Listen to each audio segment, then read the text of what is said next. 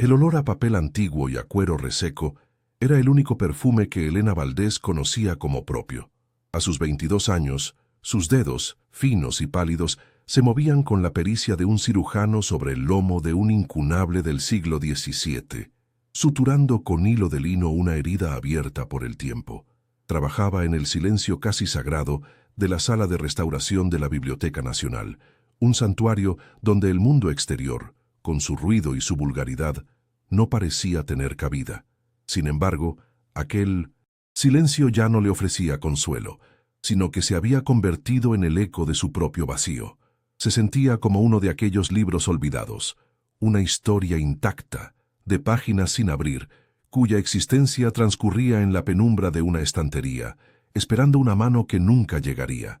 Su vida era una sucesión de días idénticos, una rutina autoimpuesta que la protegía tanto como la asfixiaba, un limbo suspendido entre los sueños que nunca se atrevió a soñar y una realidad que no sentía suya.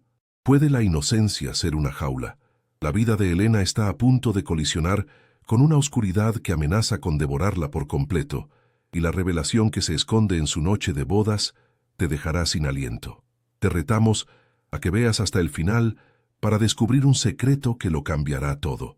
Suscríbete ahora y comenta qué crees que oculta realmente el hombre que la ha comprado, porque tu teoría podría ser la clave de este misterio. Únete a nuestra comunidad y no te pierdas ni un solo detalle de este viaje emocional. Su nombre era Elena Valdés y su virginidad era su último baluarte, una elección nacida no del miedo o del trauma, sino de un idealismo romántico casi anacrónico. Se guardaba para un amor que imaginaba con la misma reverencia con la que trataba a sus libros, un encuentro de almas, un pacto sagrado lejos de la fugacidad del mundo moderno. Esta convicción la había convertido en una observadora silenciosa de la vida, una joven de mirada profunda y gestos contenidos que se movía con una delicadeza que muchos confundían con fragilidad. Pero bajo esa apariencia serena bullía una complejidad emocional que nadie había intentado descifrar. Vivía atrapada en una dicotomía dolorosa. Anhelaba la conexión, el torbellino de un sentimiento real, pero el pánico a que ese anhelo fuera profanado la mantenía prisionera en su torre de marfil, una fortaleza construida con libros, silencio y sueños no vividos. El vacío en su pecho era una presencia física, una oquedad fría que ni el calor del té ni la belleza de la poesía lograban llenar. Su existencia se había convertido en un guión escrito por otros, la hija obediente, la empleada eficiente, la joven discreta que nunca daba problemas. Cumplía con cada papel a la perfección, pero al final del día, cuando se enfrentaba a su reflejo en el espejo del pequeño apartamento que compartía con su madre, no reconocía a la mujer que le devolvía la mirada. Era un rostro sin historia, unos ojos que contenían un universo de emociones, reprimidas. Se preguntaba a menudo si el resto del mundo también sentía esa disonancia, esa sensación de ser un actor en la obra de teatro de su propia vida. El tic-tac del reloj de pared marcaba el compás de su soledad, un metrónomo que medía el tiempo que se le escapaba sin haberlo vivido de verdad. La opresión no siempre llega con gritos y cadenas. A veces se disfraza de amor y deber. La llamada de su padre vibraba sobre la mesa de trabajo, pero Elena la ignoró, como llevaba haciendo toda la semana. Sabía lo que significaba. Otra petición desesperada, otra promesa rota, otro trozo de su alma hipotecado para saldar deudas que no eran suyas. Su padre, un hombre devorado por sus propias debilidades, la amaba de una forma torpe y egoísta, viéndola no como una hija, sino como su única posesión de valor, su última tabla de salvación. Elena sentía el peso de ese amor filial como una losa de granito sobre sus hombros, un vínculo que la obligaba a sacrificar sus propios deseos en el altar de la lealtad familiar. Cada decisión, desde su carrera hasta su vida social inexistente, había estado condicionada por la necesidad de mantener a flote un barco que se hundía irremediablemente.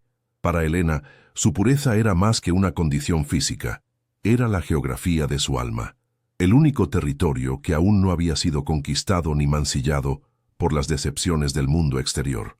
Era una declaración silenciosa de principios, una resistencia pasiva contra una realidad que le parecía cada vez más transaccional y carente de significado.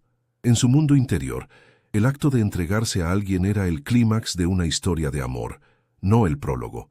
Requería confianza, vulnerabilidad y una conexión tan profunda que trascendiera lo carnal.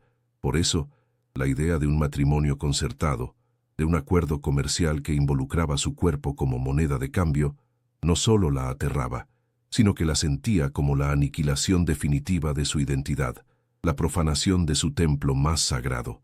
Era la venta de su último refugio, el único lugar donde todavía era dueña de sí misma. Desde la ventana de la biblioteca, observaba a una pareja joven que se besaba bajo la llovizna fina de la tarde madrileña. Se reían, ajenos al mundo, compartiendo un paraguas y un secreto que solo ellos entendían. Elena sintió una punzada de anhelo tan aguda que tuvo que apartar la vista. Esa espontaneidad, esa ternura despreocupada, pertenecía a un universo al que ella no tenía acceso. Su concepto del amor era teórico, una colección de escenas leídas en novelas y poemas idealizados. La realidad, en cambio, se cernía sobre ella con la frialdad de un contrato. La imagen de la pareja feliz se grabó en su retina como un recordatorio brutal de todo lo que estaba a punto de perder sin haberlo tenido nunca. El amor para ella no sería un descubrimiento gozoso, sino una sentencia, una condena envuelta en seda y servida en bandeja de plata. Al cerrar la pesada puerta de roble de la biblioteca, el sonido del cerrojo resonó en la calle vacía como el cierre de un capítulo. Era el mismo ritual de cada día, pero esa noche se sintió definitivo, como si estuviera encerrando para siempre a la joven que había sido. Caminó hacia casa bajo las farolas que teñían de ámbar el asfalto mojado, sintiendo el peso de cada paso. Las sombras de los edificios se alargaban como dedos acusadores, y el murmullo de la ciudad le pareció un lamento lejano. Al llegar al portal de su casa, se detuvo con la llave en la mano. Sabía que al otro lado de esa puerta no solo la esperaba su madre, sino la conversación que sellaría su destino. Dudó un instante, aferrándose a los últimos segundos de su libertad. Luego, respiró hondo, giró la llave y empujó la puerta, entrando en la oscuridad de su nueva vida. El apartamento olía a cera de muebles y a la sopa de lentejas que su madre, Inés, preparaba cada martes con una devoción casi litúrgica. Era un espacio pequeño en un barrio obrero de Madrid, cada rincón atiborrado de recuerdos y de una dignidad que se esforzaba por no parecer pobreza. Las paredes, cubiertas con un papel pintado de flores desvaídas, parecían encogerse cada día un poco más, oprimiendo a Elena con el peso de las expectativas no verbalizadas.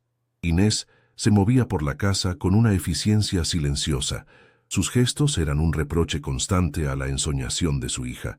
No entendía su pasión por los libros, su necesidad de silencio, su aparente indiferencia hacia el mundo real, un mundo donde las facturas se acumulaban y el futuro de una joven dependía de un buen matrimonio, no de manuscritos olvidados.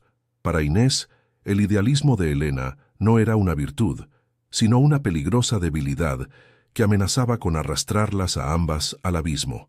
La presión familiar era una niebla densa y persistente que se filtraba bajo la puerta de su habitación. No había gritos ni imposiciones directas, sino una coreografía de suspiros, miradas cargadas de significado y comentarios lanzados al aire sobre las hijas de las vecinas, todas ellas casadas, empleadas en puestos seguros o con futuros prometedores. Marisa, la del quinto, se casa en primavera con un buen hombre, un ingeniero, decía su madre mientras doblaba la ropa con una precisión milimétrica, cada pliegue una sentencia. Elena sentía cada palabra como una pequeña piedra lanzada contra el cristal de sus sueños. Se esperaba de ella que siguiera ese mismo camino, que encontrara seguridad en un hombre y que abandonara sus quimeras por una vida predecible y honorable. La obligación moral de cuidar de sus padres en su vejez era el ancla que la mantenía amarrada a un puerto del que anhelaba zarpar, un deber que la ahogaba lentamente. La rutina se rompió una tarde de otoño con el sonido de un sobre rasgado. No era una factura más, era un aviso de embargo, un documento con un lenguaje frío y legalista que hablaba de plazos vencidos y de consecuencias irrevocables. Su padre, Ricardo, había vuelto a caer. Sus deudas de juego, un cáncer que creían en remisión, habían hecho metástasis, devorando los pocos ahorros que quedaban y amenazando con arrebatarles el único hogar que habían conocido. La noticia cayó en el salón como una bomba de silencio. Inés palideció, sus manos aferradas al respaldo de una silla, como si el suelo se hubiera abierto bajo sus pies. Elena sintió un frío glacial recorrerle la espalda, la certeza de que su vida, tal y como la conocía, acababa de terminar. El castillo de naipes que era su existencia se venía abajo, y ella estaba en el centro, a punto de ser sepultada por los escombros. Ricardo Valdés entró en casa esa noche como un fantasma, encogido, con la mirada de un animal acorralado. Ya no era el padre que le leía cuentos antes de dormir, sino un hombre quebrado por sus propios demonios, un espectro consumido por la vergüenza. Se sentó a la mesa de la cocina, incapaz de mirar a su hija a los ojos, y con una voz rota confesó la magnitud del desastre. Había apostado contra el hombre equivocado, una figura poderosa y sin escrúpulos a la que le debía una suma que jamás podrían pagar. Sus palabras eran un torrente de excusas y lamentos, un intento desesperado de justificar lo injustificable. Elena lo escuchaba en silencio, el corazón convertido en un nudo de hielo. No sentía rabia, solo una pena inmensa y desoladora. Veía en él la fragilidad de un niño perdido y su amor filial, ese vínculo inquebrantable y tóxico, la obligaba a asumir su carga como propia. Fue entonces cuando su padre pronunció el nombre que sellaría su destino: Marco Ferrero.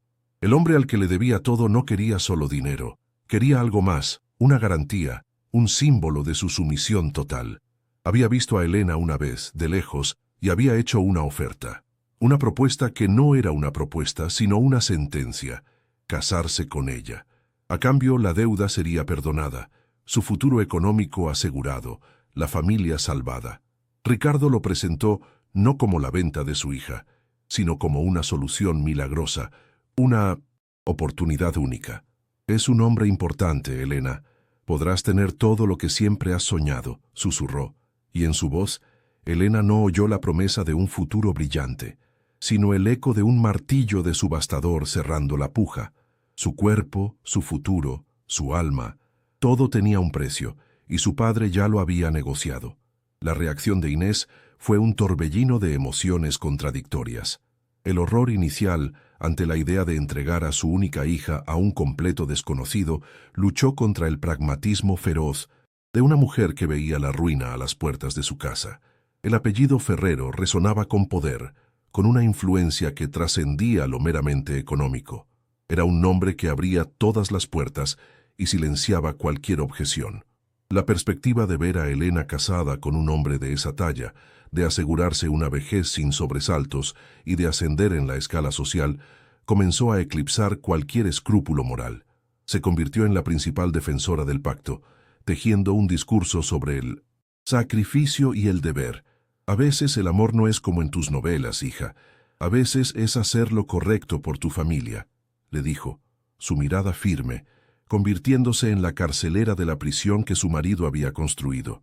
Elena se refugió en su habitación, un santuario que de repente se había convertido en una celda. Las estanterías repletas de libros, que antes eran portales a otros mundos, ahora parecían barrotes que la separaban de una vida real que nunca tendría. Acarició el lomo de una edición de Jane Austen, sintiendo la ironía amarga de la situación.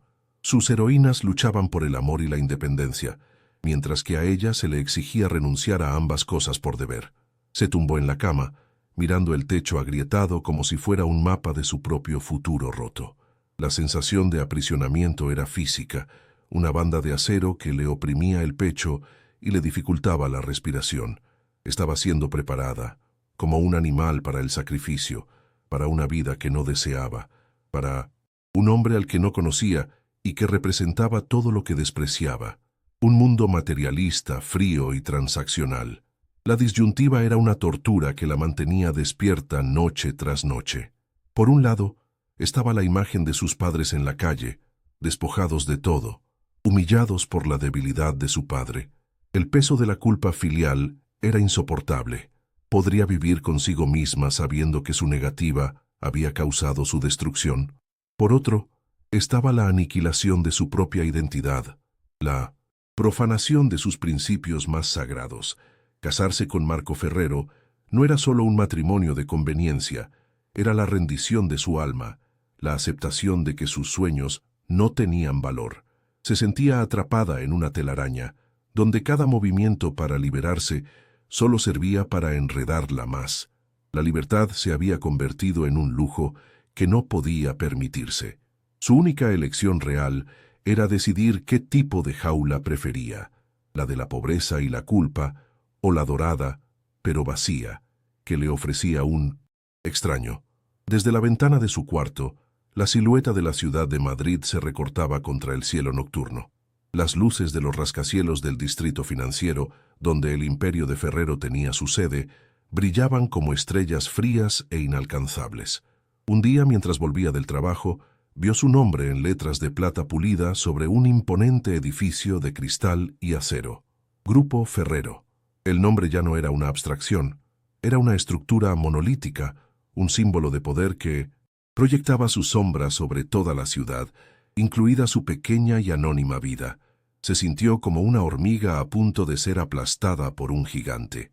Aquel hombre no solo iba a poseer su cuerpo, sino que ya era dueño del horizonte, del aire que respiraba, del futuro de su familia. La desigualdad entre ellos no era solo social o económica, era cósmica. Él era un universo entero, y ella, un simple grano de polvo a punto de ser absorbido. Finalmente, tras una semana de silencio y agonía interna, tomó su decisión. Salió de su habitación al amanecer, con los ojos hinchados y una calma sepulcral instalada en su corazón. Sus padres estaban sentados en la cocina, el desayuno intacto sobre la mesa, la tensión tan densa que se podía cortar con un cuchillo. No dijo una palabra, simplemente se acercó a la mesa y asintió lentamente, una única vez. El alivio que inundó los rostros de sus padres fue tan visible y tan devastador como una confesión. En ese instante, Elena comprendió que acababa de morir, una parte de ella. No hubo lágrimas, solo un vacío inmenso. El pacto estaba sellado. Había elegido la jaula dorada. El sonido de su propio corazón rompiéndose fue lo único que escuchó mientras su madre se levantaba para abrazarla, un abrazo que no se sintió como consuelo, sino como las frías barras de su nueva celda cerrándose a su alrededor. El encuentro fue fijado en su territorio, un monolito de cristal y acero que arañaba el cielo de Madrid, la sede del Grupo Ferrero. Elena se sintió insignificante al cruzar las puertas automáticas, su sencillo vestido de lana una mancha de humilde calidez en un océano de mármol frío y líneas minimalistas. El aire mismo parecía diferente allí arriba. En el último piso, un aire enrarecido, cargado con el peso del poder y el dinero. Una recepcionista de sonrisa geométrica la condujo a una sala de espera que parecía más una galería de arte moderno que un espacio de paso.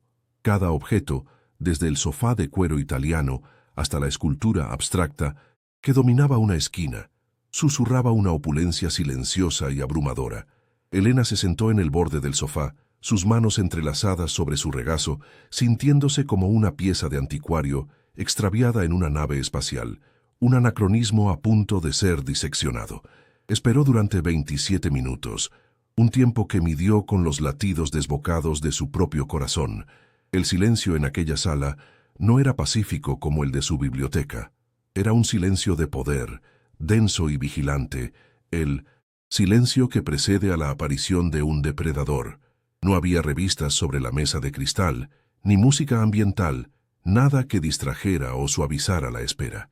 Era un espacio diseñado para intimidar, para dejar claro quién controlaba el tiempo y, por extensión, el destino. Elena intentó concentrarse en su respiración, en anclarse a la realidad, pero su mente no dejaba de proyectar la imagen de un hombre sin rostro, una sombra con la reputación de devorar mundos enteros. Cada segundo que pasaba, estiraba sus nervios como las cuerdas de un violín a punto de romperse, preparándola para una confrontación que sentía como el final de su existencia. La puerta se abrió sin previo aviso, revelando una figura que pareció absorber toda la luz de la estancia. Marco Ferrero era más imponente en persona de lo que cualquier fotografía podría capturar. Alto, con un traje oscuro cortado con una precisión matemática que parecía una segunda piel, se movía con una economía de gestos que denotaba un control absoluto. No había nada en él que fuera superfluo. Su rostro era una máscara de facciones duras y atractivas, pero eran sus ojos los que paralizaban. Eran de un color oscuro e indefinible, como fragmentos de obsidiana, y la observaron con una intensidad fría y analítica, desprovistos de cualquier atisbo de calor o emoción. No sonrió, no ofreció su mano, simplemente se detuvo en el umbral, su presencia llenando el espacio, y el universo de Elena se contrajo hasta reducirse a la distancia que los separaba. Su voz, cuando finalmente habló, era un barítono profundo y controlado, un sonido que no necesitaba alzarse para imponer una autoridad incuestionable. «Señorita Valdés», dijo, y su nombre en sus labios sonó extraño, como una palabra extranjera. Con un gesto casi imperceptible de su cabeza, despidió a la asistente que había permanecido a su lado, dejándolos solos en un silencio que se volvió aún más denso. Elena sintió la necesidad de hablar, de presentarse, de llenar el vacío, con alguna cortesía, pero las palabras se negaron a formarse en su garganta. Se sentía como un espécimen bajo un microscopio, cada uno de sus temores y debilidades expuestos a esa mirada implacable.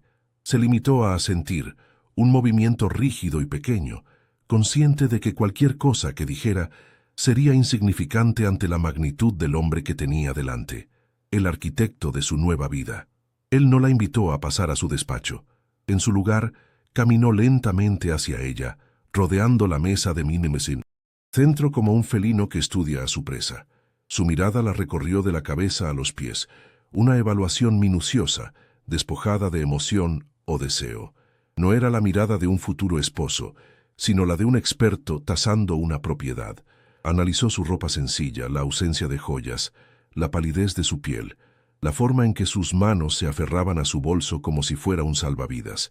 Elena sintió una oleada de humillación, una sensación de ser reducida a una lista de características, a un activo en una transacción comercial. Con un esfuerzo sobrehumano, levantó la barbilla y sostuvo su mirada, negándose a ser completamente doblegada. Quería que viera que, aunque la habían vendido, no estaba rota. Fue en ese instante, en el choque de sus miradas, cuando algo cambió. Por una fracción de segundo la superficie helada de sus ojos se resquebrajó y Elena creyó vislumbrar algo más allá, un abismo de cansancio, una sombra de una herida tan antigua y profunda que se había fosilizado. No fue compasión ni calidez, sino el eco lejano de un dolor que reconoció en un nivel primordial. Fue un destello tan fugaz que casi dudó de haberlo visto, pero fue suficiente para sembrar en ella una semilla de fascinación. Aquel hombre no era solo un monstruo de poder y frialdad, era una fortaleza construida sobre las ruinas de algo, y por un momento aterrador sintió el impulso de descubrir qué secretos guardaban sus cimientos. La conexión, aunque efímera y peligrosa, se había establecido en el lenguaje silencioso del sufrimiento compartido. Marco pareció darse cuenta de su propia vulnerabilidad momentánea, porque su expresión se endureció de inmediato, volviéndose, si cabe, más impenetrable. Se detuvo frente a ella, manteniendo una distancia formal. «El acuerdo es claro», comenzó, su voz ahora completamente desprovista de cualquier inflexión. «Usted cumplirá con su papel como mi esposa. Su familia estará a salvo. A cambio, exijo discreción absoluta y lealtad incondicional.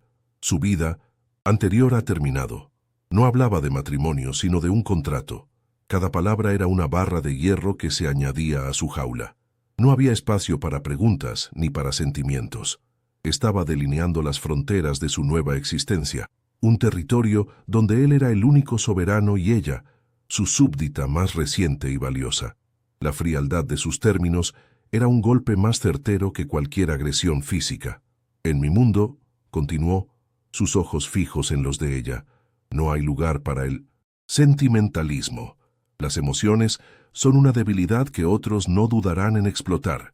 La confianza es un lujo que no poseo y la lealtad es la única moneda con valor real.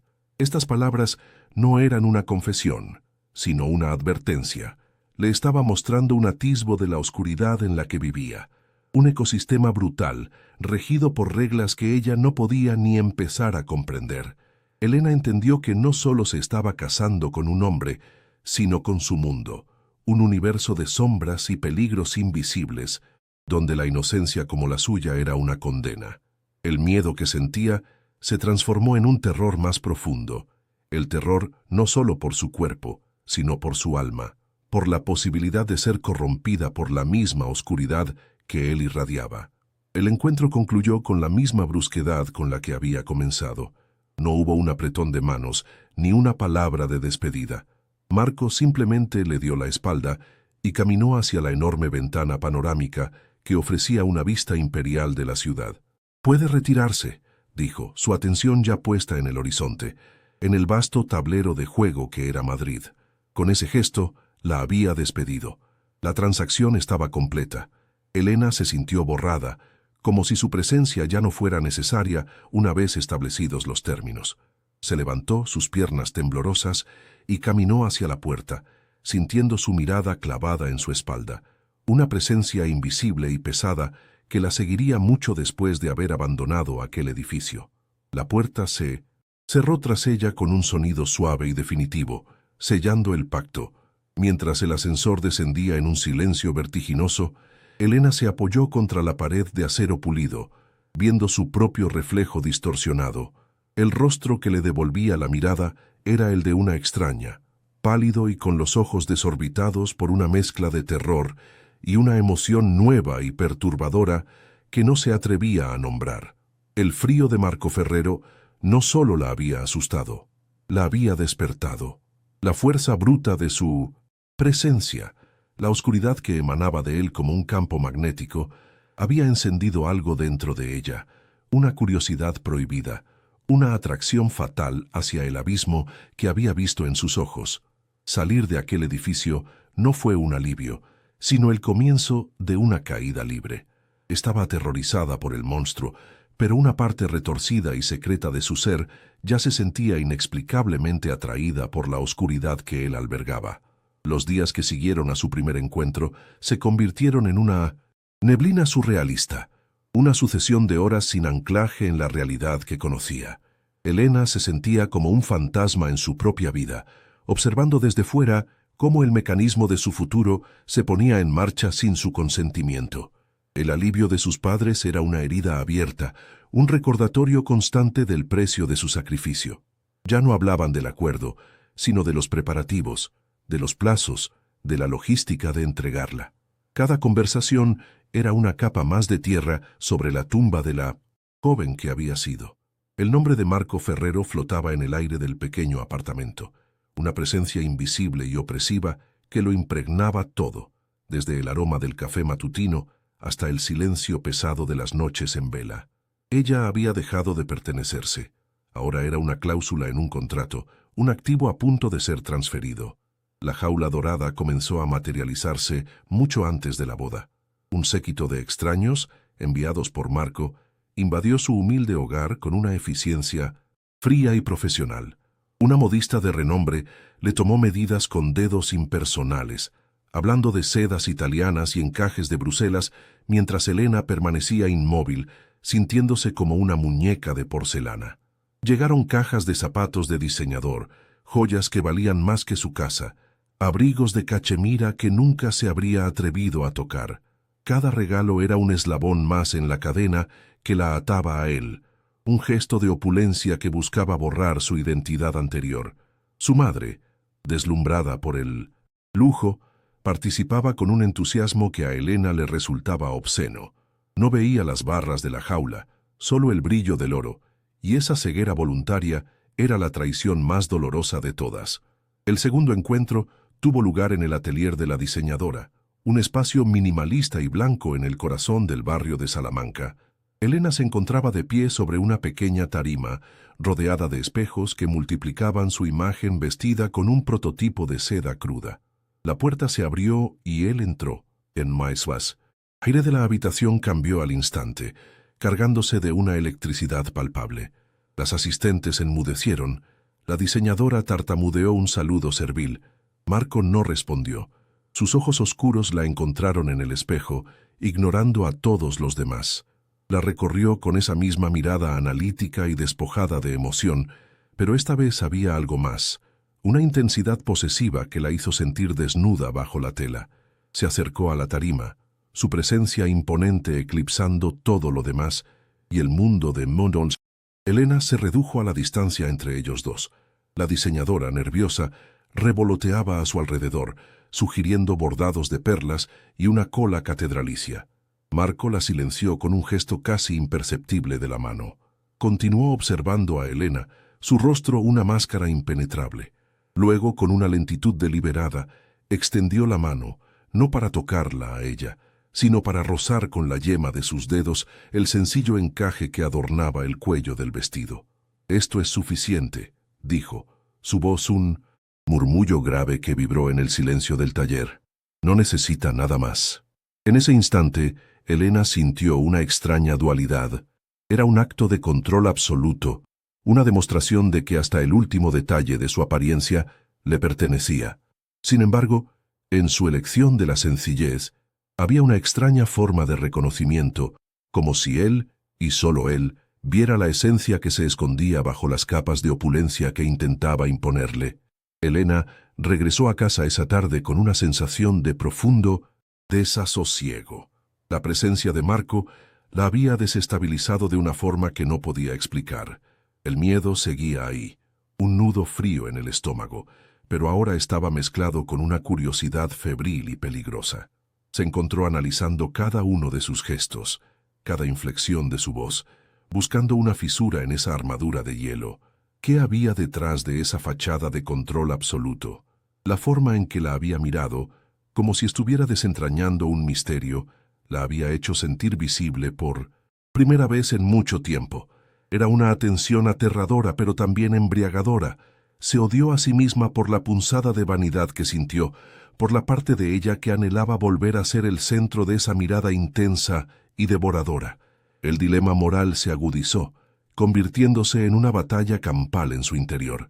Una parte de ella, la que se aferraba a sus libros y a sus ideales, lo veía como el villano de su historia, el carcelero que había comprado su libertad.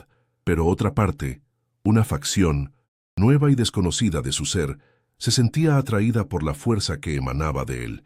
Era como estar al borde de un precipicio. El vértigo era aterrador, pero la llamada del abismo era casi irresistible. El deseo, una emoción que siempre había mantenido a raya, comenzó a germinar en la oscuridad de sus pensamientos, un brote retorcido y prohibido que se alimentaba del miedo.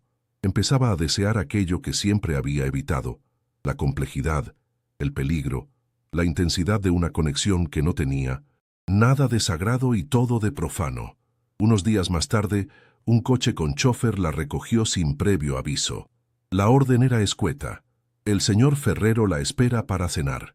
La llevaron a un restaurante exclusivo, un lugar del que solo había leído en las revistas de sociedad. Al entrar, se dio cuenta de que estaban completamente solos.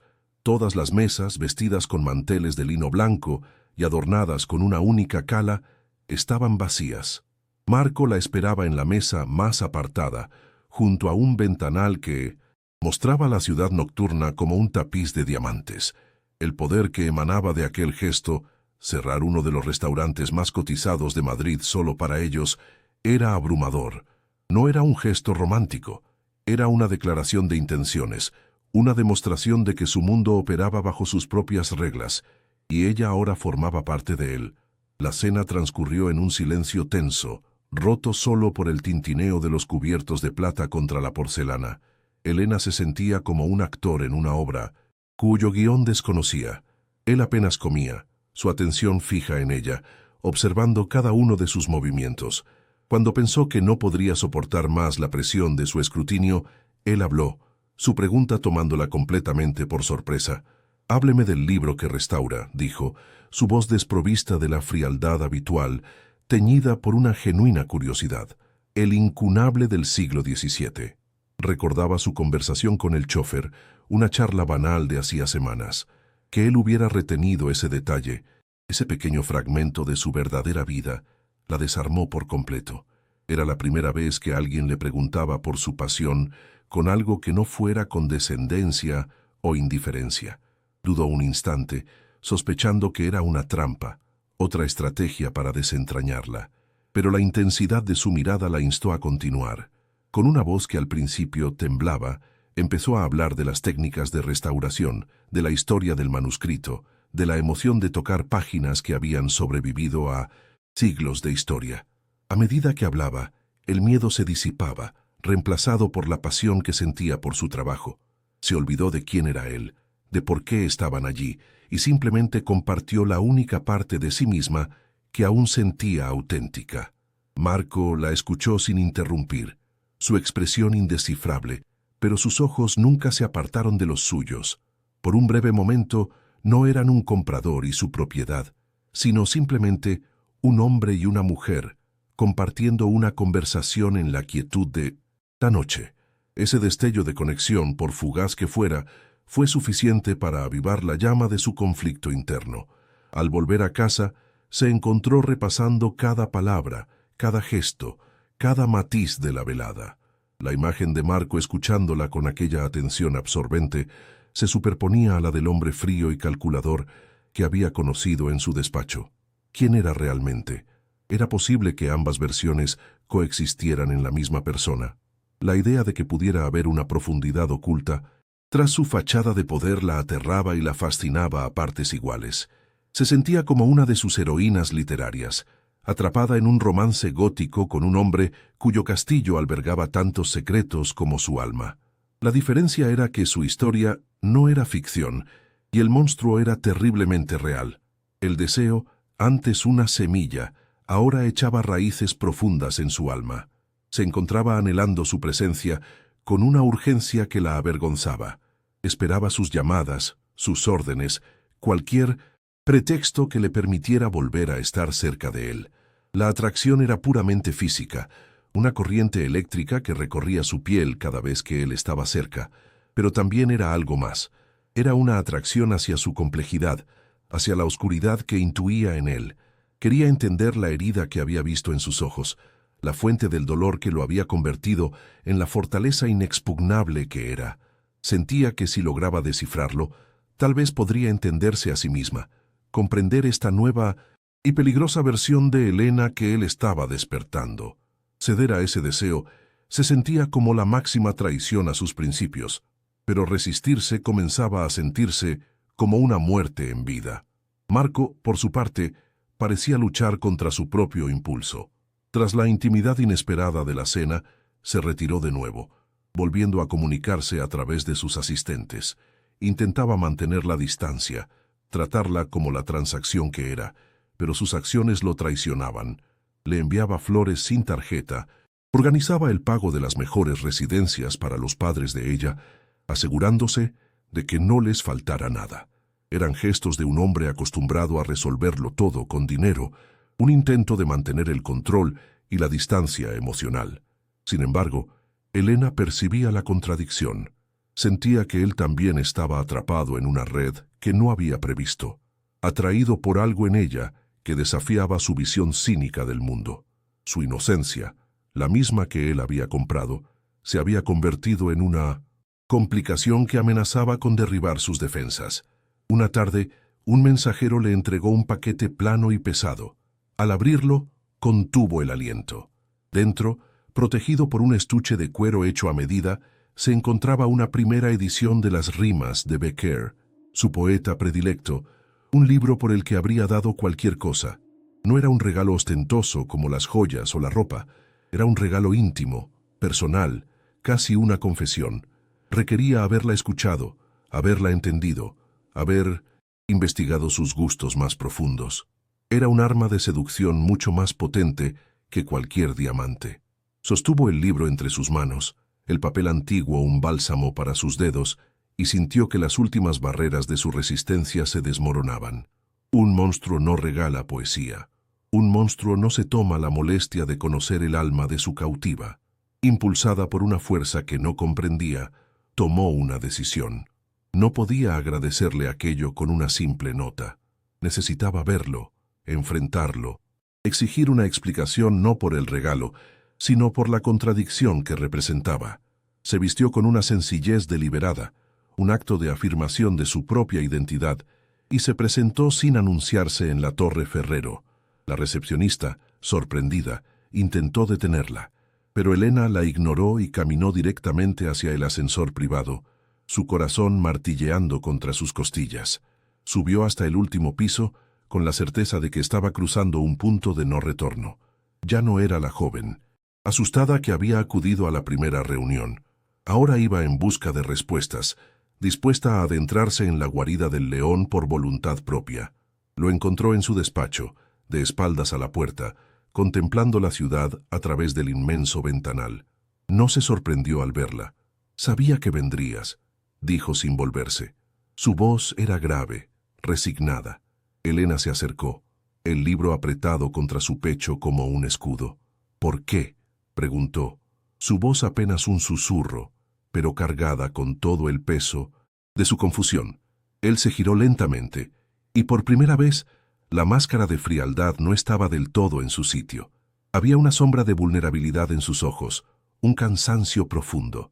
«Porque en mi mundo», respondió acortando la distancia entre ellos, «todo es una transacción, todo se compra y se vende, y me aterra descubrir que tu silencio vale más que todo mi imperio». La tensión en la habitación se volvió insoportable, una fuerza física que les robaba el aire. Estaba tan cerca que podía sentir el calor que emanaba de su cuerpo, percibir el aroma sutil y caro de su colonia mezclado con algo puramente suyo, algo masculino y peligroso. Sus ojos bajaron a sus labios, y Elena sintió que sus rodillas flaqueaban. El deseo, crudo y abrumador, la golpeó con la fuerza de una ola. Levantó la barbilla, en un gesto de desafío y entrega a la vez. Él levantó una mano, como si fuera a acariciar su mejilla, sus dedos rozando el aire a milímetros de su piel. El espacio entre ellos vibraba con todo lo no dicho, con la promesa de una transgresión que ambos anhelaban y temían a partes iguales. Era el momento decisivo, el instante en que la presa dejaba de huir del depredador y empezaba a desear su mordisco. Pero entonces, como si se hubiera quemado, retiró la mano bruscamente. Su rostro se endureció de nuevo, la máscara volviendo a encajar en su sitio con una perfección aterradora. «Vete», ordenó, su voz un látigo de hielo que cortó el aire cargado de electricidad. «No vuelvas a venir». Aquí sin ser llamada. El rechazo fue tan repentino y brutal que a Elena le costó reaccionar. Él le dio la espalda, volviendo a su posición frente al ventanal, un monarca de hielo en su trono de cristal. Elena retrocedió, sintiendo el frío de la humillación y, extrañamente, una punzada de decepción. Salió del despacho en silencio, pero el juego había cambiado para siempre. Ya no era una víctima pasiva. Había probado el poder de afectarlo, había sentido el eco de su propio deseo en él. Al salir del edificio no se sentía derrotada, sino armada con un nuevo y peligroso conocimiento. El monstruo también tenía un corazón, y ella, de alguna manera, había encontrado el camino hasta él. La noche de la boda no había sido un final, sino una tregua, un silencio expectante que se había alargado durante semanas. Elena se había acostumbrado a la opulencia silenciosa de la mansión, un museo de su propia soledad donde ella era la pieza más frágil y vigilada. Aquella tarde, sin embargo, la quietud se rompió. No fue un ruido, sino un cambio en el aire, una corriente fría que se deslizó por los pasillos dorados. Lo encontró en la biblioteca, sentado en el sillón de Marco, un hombre que no debería estar allí. Su sonrisa era afilada como un trozo de cristal roto, y sus ojos, de un pálido color hielo, la desnudaron de toda la seguridad que la jaula de Marco le había proporcionado. «Así que tú eres el tesoro de la sombra», dijo, su voz un siseo venenoso. El nombre secreto de Marco, pronunciado en aquel santuario de papel y cuero, fue la primera fisura en el mundo que ella creía controlado. El intruso, Un rival de Marco cuyo nombre ella desconocía, pero cuyo peligro era una presencia física en la habitación, se levantó con una lentitud teatral. No se acercó a ella, pero cada palabra que pronunciaba era un paso que invadía su espacio vital. Le habló de Marco, no del hombre que le regalaba libros de Becker, sino de la sombra, el arquitecto de ruinas y viudas. Le describió con detalles clínicos una operación en el puerto, un accidente que había costado la vida a un estibador, un hombre con una hija que estudiaba para ser restauradora. La sangre de Elena se heló en sus venas. No era una amenaza directa, era algo peor. Era un veneno inyectado en su mente, la cruel revelación de que la fortuna que la mantenía a salvo se construía sobre la desgracia de personas como ella, de familias como la suya. La jaula dorada se transformó de repente en un sepulcro construido con huesos ajenos. Marco llegó como una tormenta que no anuncia su llegada con truenos, sino con un silencio súbito y mortal que absorbe todos los sonidos del mundo. Se detuvo en el umbral de la biblioteca, su figura recortada contra la luz del pasillo. No miró al intruso. Sus ojos, dos pozos de oscuridad insondable, se clavaron en Elena, en su rostro pálido, en el temblor de sus manos. En esa mirada, Elena vio un universo de furia contenida, una violencia tan primordial que hizo que el aire vibrara. El rival sonrió, consciente de haber tocado el único nervio expuesto del gran Marco Ferrero. «Veo que la tienes bien adiestrada», provocó. Fue entonces cuando Marco desvió la mirada hacia él, y Elena comprendió que no estaba presenciando una confrontación, sino una sentencia de muerte. La temperatura de la habitación descendió varios grados, y el tiempo pareció congelarse en el instante previo al cataclismo. La violencia, cuando estalló, fue de una velocidad y una precisión inhumanas. No hubo una pelea, sino un desmantelamiento. Marco se movió con la fluidez letal de una pantera, un borrón de oscuridad que cruzó la habitación en un parpadeo. Elena no vio los golpes, solo los sintió como ecos sordos en su propio cuerpo. Oyó el chasquido seco de un hueso al romperse, un gemido ahogado que se cortó abruptamente. El intruso se desplomó como un títere al que le han cortado las cuerdas. Marco se irguió sobre él, su pecho subiendo y bajando con una respiración controlada, su traje impecable sin una sola arruga. No había rabia en su rostro, solo un vacío helado, la calma aterradora de un dios que acaba de impartir justicia. Llamó a sus hombres con un gesto y el cuerpo fue retirado con una eficiencia silenciosa que borraba el suceso como si nunca hubiera ocurrido. Cuando estuvieron solos, el silencio que cayó sobre ellos fue más ensordecedor que la violencia. La biblioteca, su refugio, olía a miedo y a la colonia cara del hombre muerto. Elena no podía apartar la vista de Marco. Él permanecía de espaldas a ella, sus hombros anchos tensos bajo la tela del traje. Vio cómo levantaba una mano para pasársela por el pelo y notó que le temblaba. Aquel pequeño gesto de fragilidad la golpeó con más fuerza que todo el horror anterior. El monstruo, el asesino, el temido La Sombra, estaba temblando, no por el esfuerzo físico, sino por algo mucho más profundo. Se dio cuenta de que lo que acababa de presenciar no era solo un acto de poder, sino un acto de pánico. Él había reaccionado, no como un capo de la mafia, sino como un animal salvaje defendiendo lo único que no podía permitirse perder en el mundo. Él se giró lentamente, y la máscara de control se había hecho añicos. Su rostro estaba desnudo, mostrando por primera vez al niño que presenció la muerte de su familia, al hombre condenado a una soledad que él mismo había construido como fortaleza. Sus ojos no eran fríos, ardían con un terror que la dejó sin aliento. Él te tocó con la mirada, susurró, su voz rota, como si la mera idea fuera una profanación insoportable. En mi mundo, todo lo que es puro acaba destruido, y no podía dejar que te manchara. No era una disculpa, era una confesión, la confesión de que su pureza, la misma que él había comprado, se había convertido en su religión y en su única y absoluta debilidad. El miedo a perderla era un cáncer que lo estaba devorando por dentro, el único enemigo al que no sabía cómo enfrentarse. En ese instante, todo cambió para Elena. El miedo que sentía por él se evaporó, reemplazado por una emoción abrumadora y feroz que no supo nombrar. No era compasión, ni perdón. Era reconocimiento. Vio su propia soledad reflejada en el abismo de sus ojos, su propio anhelo de conexión escondido bajo capas de dolor. El monstruo y el niño herido eran la misma persona, y en un acto de transgresión contra toda su vida anterior, contra todos sus principios, decidió que no podía abandonar a ninguno de los dos. Cruzó la distancia que los separaba, sus pasos firmes, sobre la alfombra persa. Ignoró la mancha oscura que empezaba a florecer en la lana, el fantasma del hombre muerto. Su mundo ya no eran los libros y los sueños idealizados. Su mundo ahora era él, con toda su oscuridad y toda su desesperada necesidad de salvación.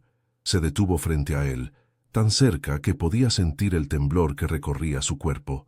Levantó una mano y, con una delicadeza que contrastaba brutalmente con la violencia que acababa de presenciar, le acarició la mejilla. La piel de él estaba helada, pero bajo ella latía un pulso frenético. Marco cerró los ojos ante su contacto, como un hombre moribundo que recibe la absolución, su cuerpo entero rindiéndose a aquel simple gesto. Y entonces, Elena lo besó. Fue ella quien tomó la iniciativa, ella quien selló el pacto. El beso no fue tierno, fue un acto de posesión, una reclamación. Fue profundo, desesperado y hambriento, un choque de dos almas que se reconocían en la oscuridad. Sabía a sal, a miedo y a una promesa irrevocable. En ese beso, ella no solo entregó su cuerpo, sino que aceptó su mundo ungiéndose a sí misma como la reina de su infierno personal. El beso fue la llave que abrió todas las compuertas. La llevó en brazos hasta el dormitorio, no con la arrogancia de un conquistador, sino con la reverencia de un devoto que transporta una reliquia sagrada.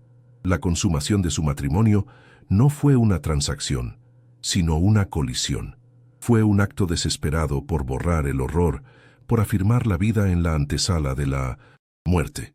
Para Elena, entregarse a él no fue una pérdida de la inocencia, sino su transformación. Cada caricia era a la vez una herida y una cura, cada roce de su piel una marca que la reclamaba.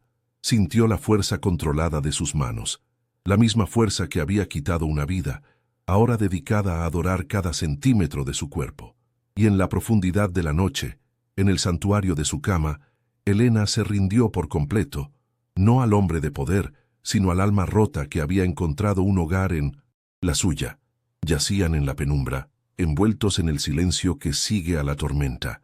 La luz de la luna se filtraba por la ventana, dibujando patrones de plata sobre sus cuerpos entrelazados.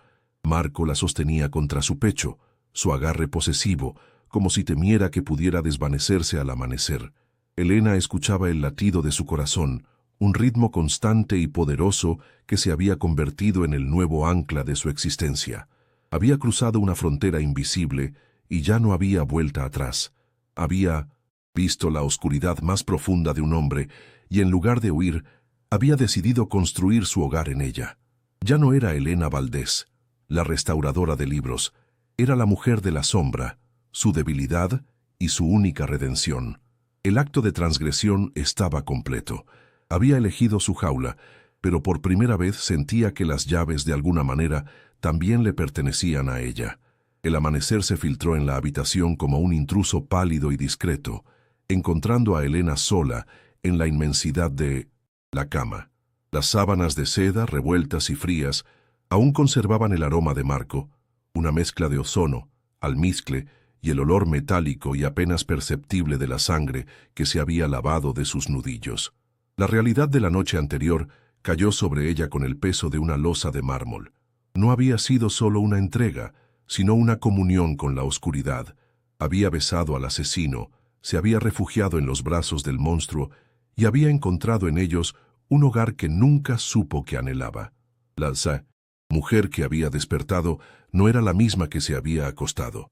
La restauradora de libros, con sus sueños de amor puro, había sido sacrificada en un altar de violencia y deseo, y en su lugar había nacido una criatura de sombras y contradicciones que aún no sabía cómo respirar. Los días siguientes se convirtieron en un largo y tenso silencio. Marco había desaparecido. No hubo llamadas, ni notas, ni una sola palabra de sus hombres que seguían vigilando la mansión con una lealtad silenciosa. Su ausencia era una presencia más tangible y opresiva que su cercanía. Elena deambulaba por los pasillos dorados como un fantasma, sintiendo el eco de su voz en cada habitación vacía. ¿Se había arrepentido? ¿La despreciaba por haber sido testigo de su momento de mayor debilidad, de su violencia más cruda? ¿O la estaba protegiendo de sí mismo, apartándola del contagio de su mundo? La incertidumbre era una forma de tortura lenta y refinada. La jaula dorada, que por un instante había parecido un santuario compartido, volvía a ser una prisión. Pero ahora las barras no eran de oro, sino de la agonía de no saber, del terror a haberlo perdido justo cuando empezaba a encontrarlo. Se enfrentaba a su reflejo en los espejos venecianos y no se reconocía. Sus ojos, antes serenos, ahora guardaban el secreto de la muerte y el éxtasis. La inocencia que había protegido con tanto celo no se había perdido, se había transmutado en algo más complejo y peligroso: conocimiento. La culpa la corroía, un ácido lento que quemaba sus entrañas. Había traicionado cada uno de sus principios, había abrazado la violencia y la había llamado refugio.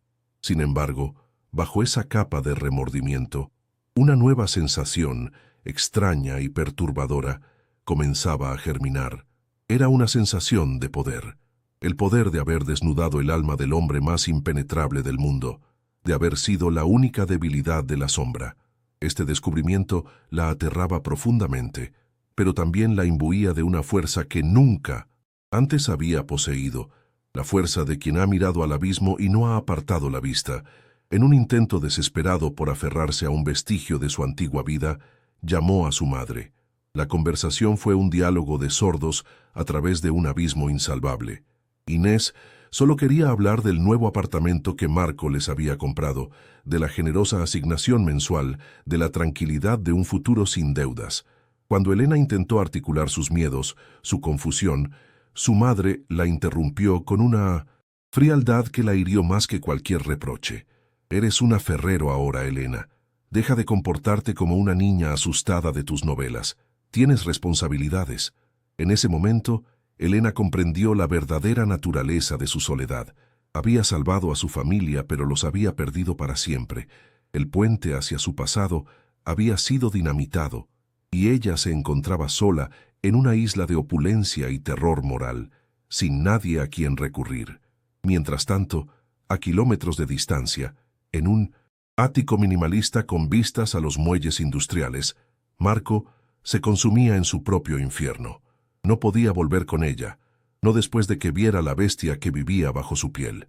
El recuerdo de la violencia no era lo que lo atormentaba, sino la imagen del rostro de Elena mientras observaba, una mezcla de horror y una fascinación que lo había desarmado. Y luego, su beso. Aquel beso no había sido una rendición, sino una aceptación, y eso era lo que lo aterraba.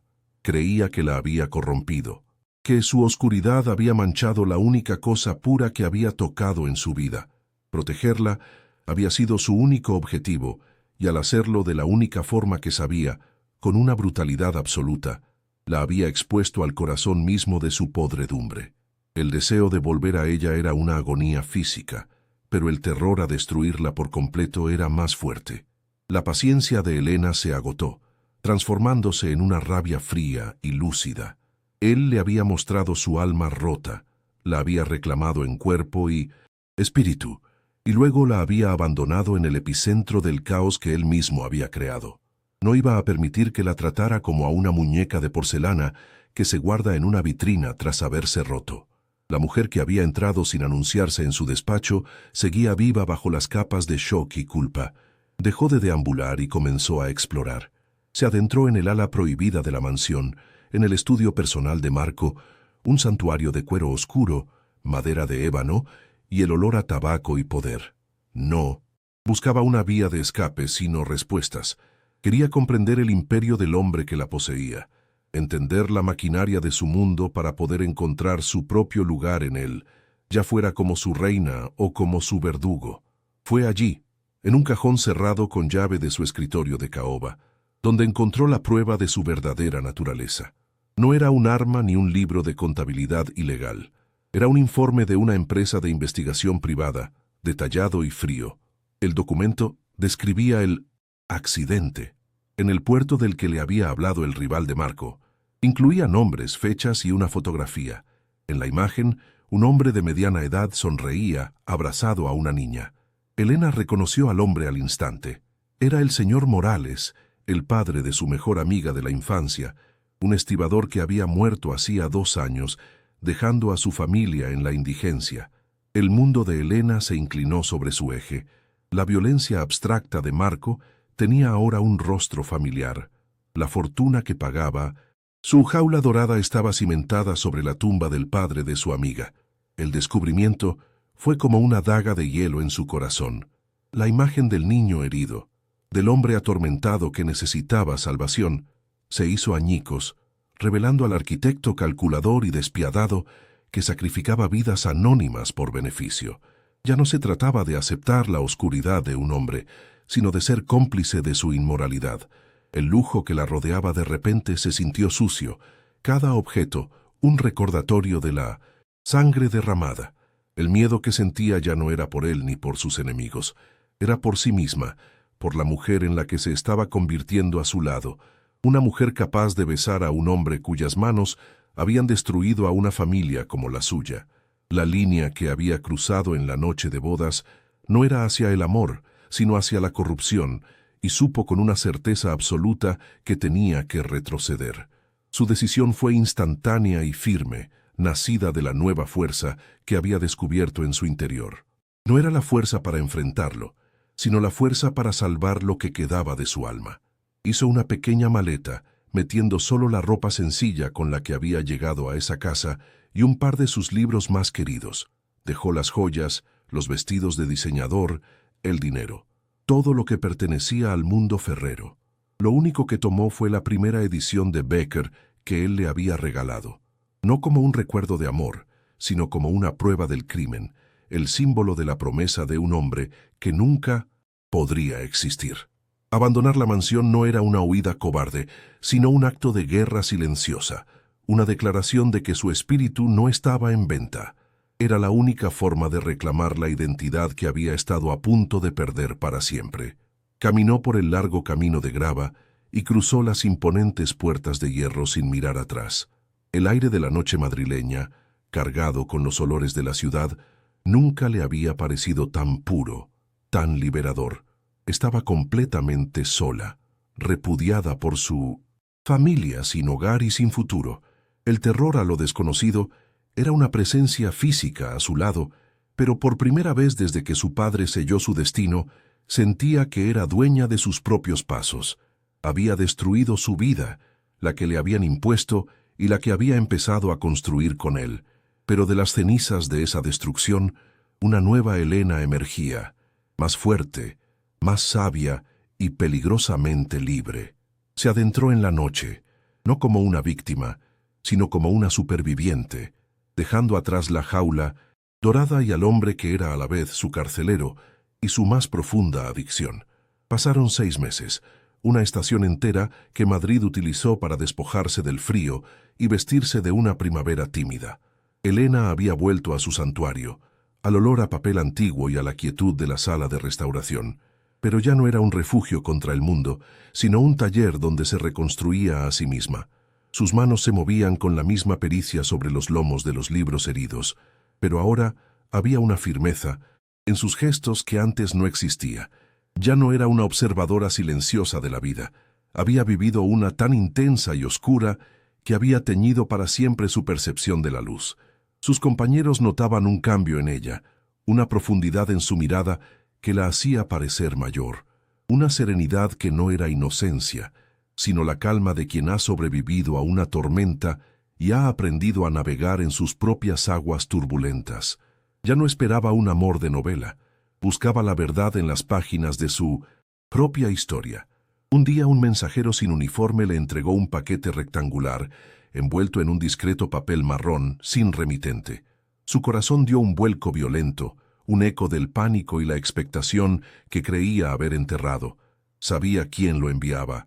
El peso del paquete en sus manos era el peso de su pasado, de la jaula dorada, de la violencia y del deseo que la habían deshecho y rehecho.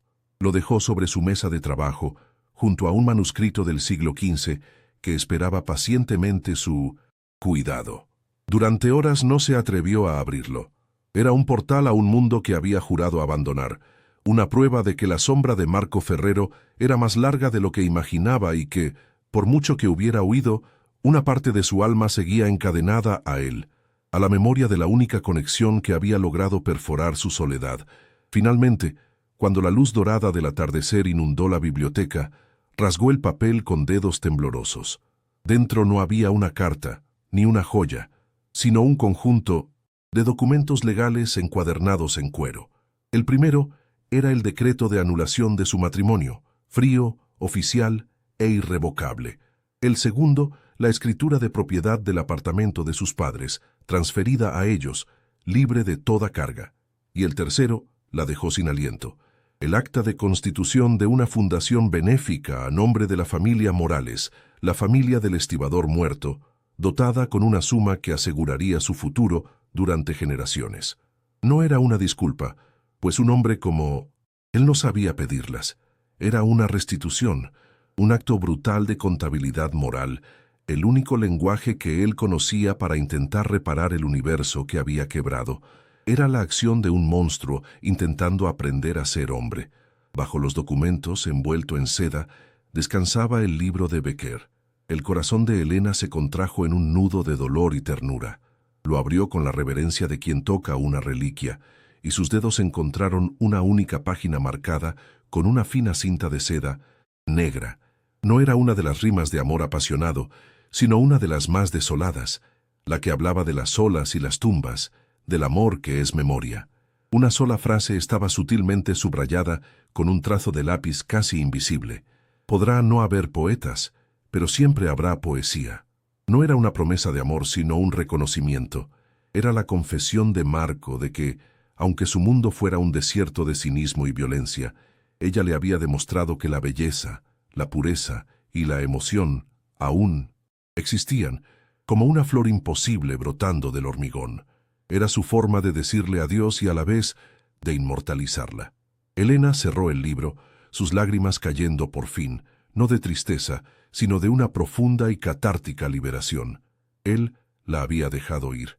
Había entendido que el mayor acto de amor que podía ofrecerle no era su protección, sino su libertad. El poder que había usado para enjaularla, ahora lo usaba para construir un futuro para otros, para enmendar sus pecados más oscuros. Se acercó a la gran ventana de la biblioteca y miró hacia el distrito financiero, donde la Torre Ferrero se erigía como una aguja de cristal contra el cielo crepuscular. Ya no era el monolito de un carcelero, sino el lejano faro de un alma perdida en el mar, un hombre que tal vez había comenzado su propia y solitaria restauración. Su vínculo no se había roto, se había transformado en algo etéreo, un hilo de memoria y respeto que los uniría para siempre a través de la distancia y el silencio. El futuro se extendía ante ella como un libro en blanco, una historia que, por primera vez, le pertenecía por completo. La tinta estaba en sus manos, y ya no temía escribir sobre las cicatrices. El camino de Elena era ahora suyo, un testimonio de la fuerza que se encuentra en las sombras más profundas. Si este viaje a través de la oscuridad y el deseo ha tocado tu alma, no dejes que termine aquí. Suscríbete a nuestro canal, dale a esta historia un me gusta para apoyar más relatos de amor complejo y compártela con alguien que entienda que no todas las jaulas son de hierro. Y lo más importante, comenta abajo, ¿crees que el amor puede realmente redimir a un monstruo? ¿O es Elena quien se ha salvado a sí misma? Tu opinión es la pieza final de este rompecabezas emocional.